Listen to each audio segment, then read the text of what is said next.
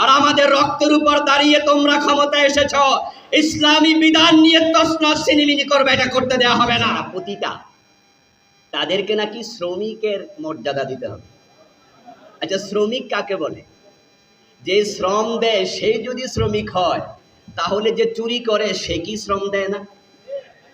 যে ডাকাতি করে সে কি শ্রম দেয় না?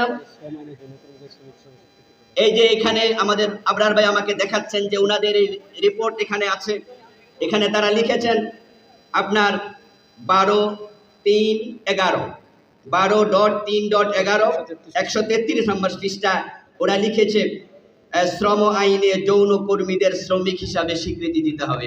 আচ্ছা, শ্রমিক যৌন কর্মীদের জন্য এত মায়া কেন? ওনাদের কি ওদিকে টান আছে, না জীবনের প্রথম অংশে জাতীয় কোনো কিছু ছিল? আমরা জানি না, আমরা সেটা বলতেও চাই না। তবে বুড়া মানুষগুলো যৌন কর্মীদের প্রতি টান প্রমাণ করে চরিত্র তাদের ভিতরে প্রভাব ফেলেছে। ইসলামকে বুকে ধারণ করেই মূলত গত ফ্যাসিস্ট সরকারের বিরুদ্ধে রুখে দাঁড়িয়েছিল। তো বিপ্লব আমলাম আমরা, আর এটা কেড়ে নিয়ে গেল কিছু রাম এবং বামেরা। সংস্কারের নামে দেশে যা চলছে এটাকে আমরা স্বাগত জানাই এবং এই সংস্কার আমাদের দাবি, কিন্তু সংস্কারের নামে ইসলাম নিয়ে তামাশা হবে সেটা তো মেনে নেওয়া যাবে না। নারী কমিশন যে সংস্কার রিপোর্ট দিয়েছে, আমরা বিস্মিত হয়েছি রিপোর্ট দেখে। আরো অবাক হয়েছি, সে সংস্কার কমিশনে এমন কিছু নারী সদস্য নিয়োগ দেওয়া হয়েছে যেখানে আমার মন বলে তাদের রিপোর্ট দেখে তারা ইসলামের রশ্মি শব্দও জানে না। তাদের রিপোর্টে তারা জঘন্য কিছু কথা লিখেছে, যা দেখার পরে আমার মনে হয়েছে কমিশনের প্রতিটা সদস্যকে তাওবা করে নতুন করে ঈমান আনা উচিত।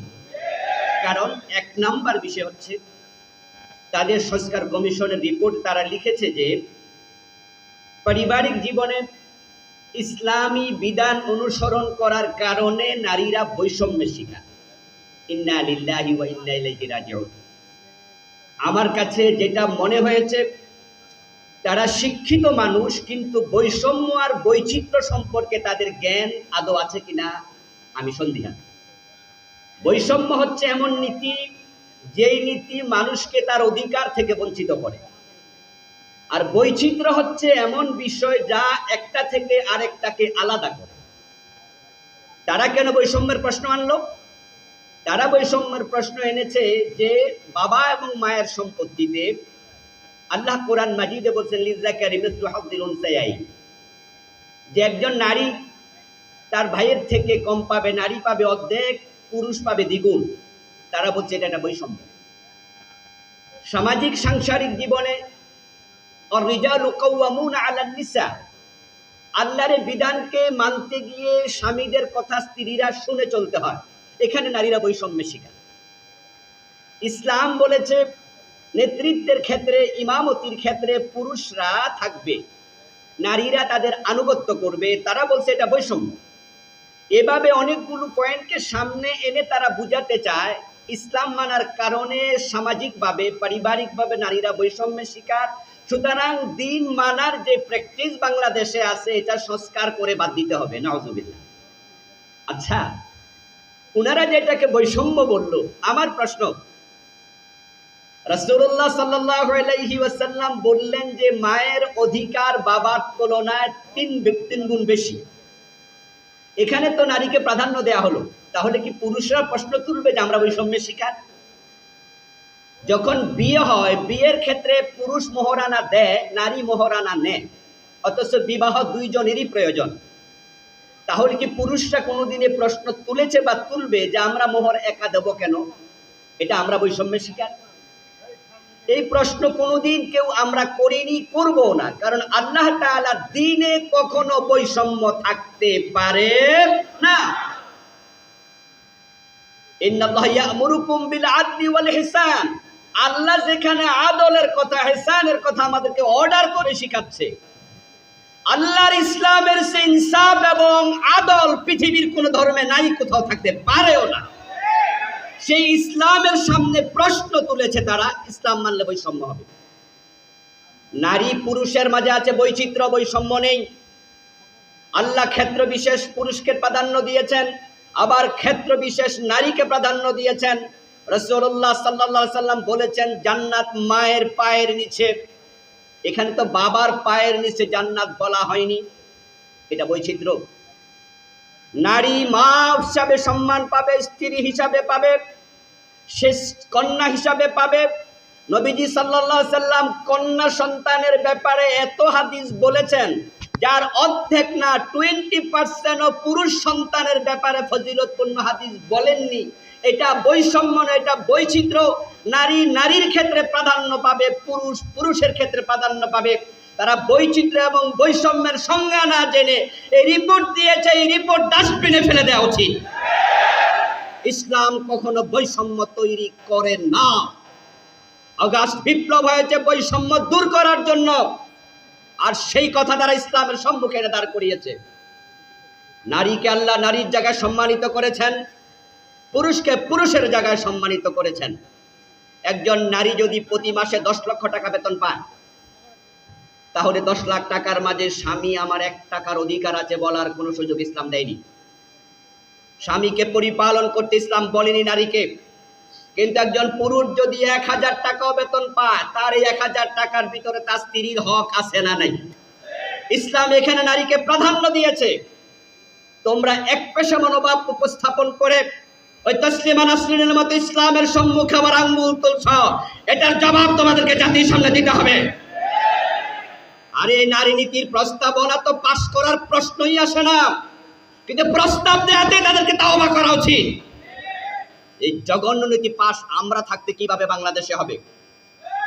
ফ্যাসিস্ট আওয়ামী লীগ সরকারও তো এই জাতীয় চিন্তা করতে পারে নাই। আর আমাদের রক্তের উপর দাঁড়িয়ে তোমরা ক্ষমতায় এসেছ, ইসলামী বিধান নিয়ে তছনছ ছিনিমিনি করবে, এটা করতে দেওয়া হবে না, এটা সহ্য করা হবে না, এটা কোয়াইট ইম্পসিবল। এই নারী নীতিতে জঘন্য আরো কিছু কথা আছে, তার মাঝে একটা আছে, ওনারা বলেছেন যারা পতিতা তাদেরকে নাকি শ্রমিকের মর্যাদা দিতে হবে। আচ্ছা, শ্রমিক কাকে বলে? যে শ্রম দেয় সে যদি শ্রমিক হয়, তাহলে যে চুরি করে সে কি শ্রম দেয় না? যে ডাকাতি করে সে কি শ্রম দেয় না? এই যে এখানে আমাদের আবরার ভাই আমাকে দেখাচ্ছেন যে ওনাদের এই রিপোর্ট এখানে আছে। এখানে তারা লিখেছেন আপনার 12.3.11 12.3.11 133 নম্বর পৃষ্ঠা ওরা লিখেছে শ্রম আইনে যৌন কর্মীদের শ্রমিক হিসাবে স্বীকৃতি দিতে হবে। আচ্ছা, শ্রমিক যৌন কর্মীদের জন্য এত মায়া কেন? ওনাদের কি ওদিকে টান আছে, না জীবনের প্রথম অংশে জাতীয় কোনো কিছু ছিল? আমরা জানি না, আমরা সেটা বলতেও চাই না। তবে বুড়া মানুষগুলো যৌন কর্মীদের প্রতি টান প্রমাণ করে চরিত্র তাদের ভিতরে প্রভাব ফেলেছে।